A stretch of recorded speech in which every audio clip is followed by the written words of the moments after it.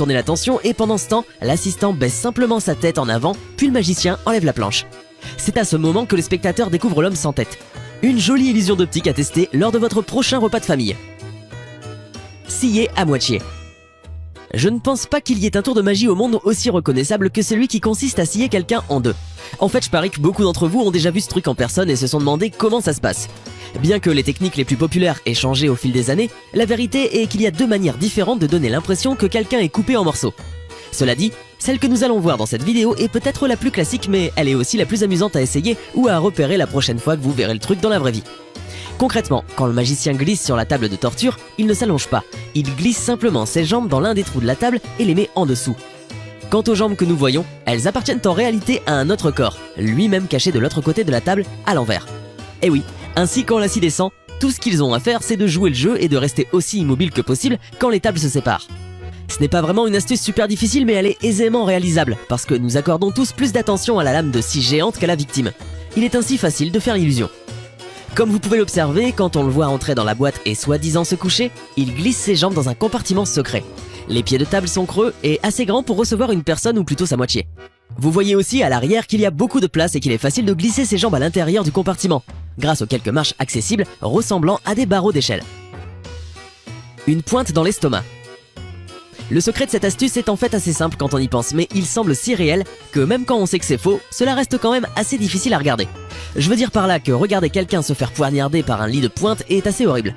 La plupart des gens seront trop flippés pour même se demander comment ils y arrivent. En vérité, les pointes sont loin d'être aussi mortelles qu'elles en ont l'air, puisqu'elles sont faites de mousse super spongieuse. Du coup, elles ne blessent pas du tout. Non seulement cela, mais la pointe qui a l'air de percer l'assistant est en réalité totalement rétractable. Donc, dès que vous exercez une pression sur elle, elle disparaît. La seule question qui reste en suspens est comment donne-t-il l'impression qu'elle est réellement poignardée? En fait, c'est assez simple. Une fausse pointe est attachée magnétiquement à son costume juste au bon moment, tandis qu'un ressort incorporé dans celle-ci donne l'impression qu'elle tombe soudainement. Plutôt malin, n'est-ce pas? Honnêtement, la chose la plus impressionnante dans ce tour est la force de la femme, car elle réussit à garder ses épaules et ses jambes flottantes dans les airs tout le temps que dure le numéro. Maintenant, nous pouvons voir que les pointes de fer pointues sont en fait en caoutchouc mousse. Elles ont l'air létales mais sont vraiment inoffensives. L'assistante, quant à elle, porte sous son costume de scène un harnais spécial qui repose contre le bas de son dos et qui a une douille s'adaptant à l'extrémité de la fausse pointe. Sans son déguisement, nous voyons à quel point il est facile de faire de la magie en réalité. Lorsque les hommes la soulèvent, le magicien guide juste la douille vers le sommet de la pointe. De cet angle, nous pouvons voir le moment où la pointe se rétracte et le harnais s'attache au tuyau. Voyez, c'est juste attaché. Son timing prudent lors du placement de la pointe crée l'illusion que la pointe en double est effectivement conduite à travers elle. Bluffant. Marcher sur l'eau. Marcher sur l'eau est littéralement le plus vieux truc du livre de magie. C'est même dans la Bible. Il n'est donc pas surprenant que l'astuce soit aussi populaire de nos jours qu'elle ne l'était il y a des siècles. Cela dit, le gars que vous voyez en ce moment n'est évidemment pas Jésus et il n'a probablement pas Dieu pour l'aider à traverser une piscine. Alors, comment fait-il? Vous n'avez probablement pas besoin de mon aide pour savoir que tout est faux. Malgré tout, les détails sont assez difficiles à repérer, sauf évidemment si vous savez quoi chercher. Fondamentalement, le magicien a préalablement planté des routes de plexiglas sous l'eau. Suffisamment invisibles pour que la caméra ne puisse pas les capter, le funambule aquatique quant à lui les aperçoit, lui permettant ainsi de savoir où mettre les pieds et de garder un air naturel en effectuant son tour.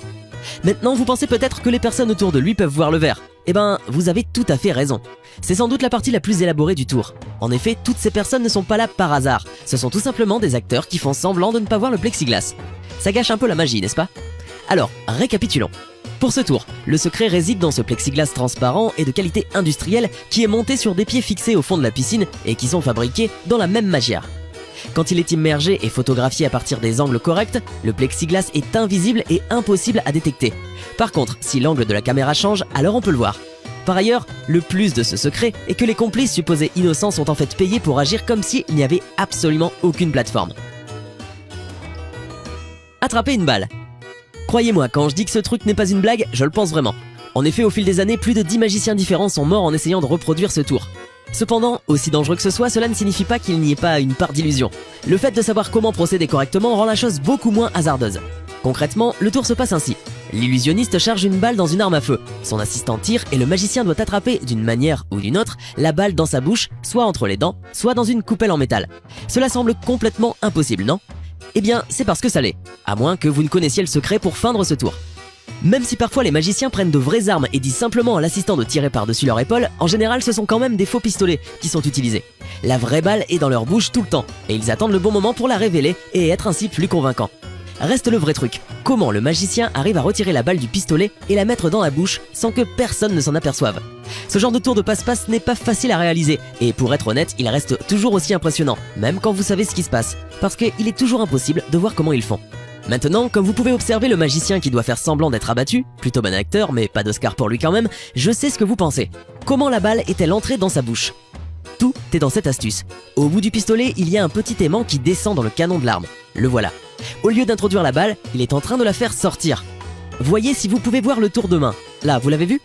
Quand l'aimant a soulevé la balle du canon, le magicien la saisit et la place dans la paume de sa main. Puis, pendant que vous êtes distrait par les assistants, il la glisse rapidement dans sa bouche.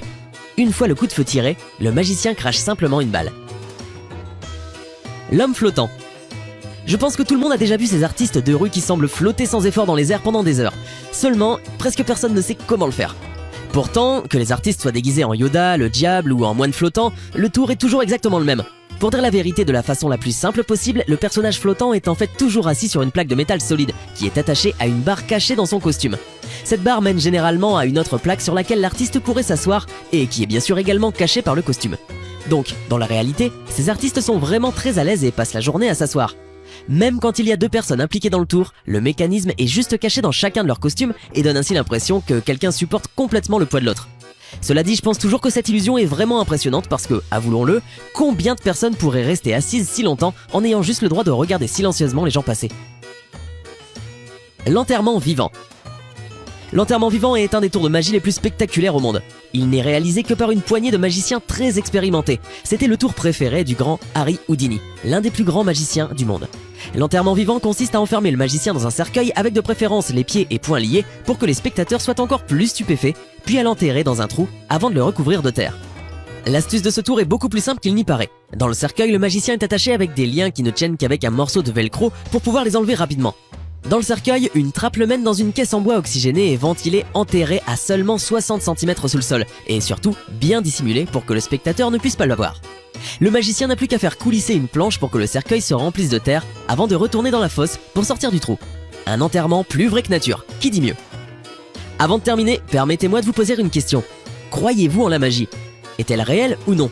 Personnellement, je ne crois pas qu'il y ait de magie puisque c'est nous qui la créons.